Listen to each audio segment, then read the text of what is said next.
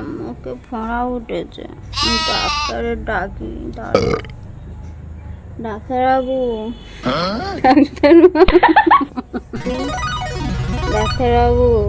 কে কে ওখানে কে? ডাক্তার দেখাতে এসেছি, মুখে ফোঁড়া উঠেছে।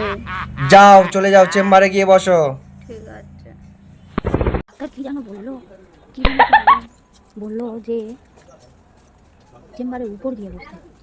তাহলে যাই বাবা, চেম্বারের উপর দিয়ে বসি। ডাক্তারের কথা অবস্থা পাওয়া মনে হয় ওইখানে মনে হয় অপারেশন করে।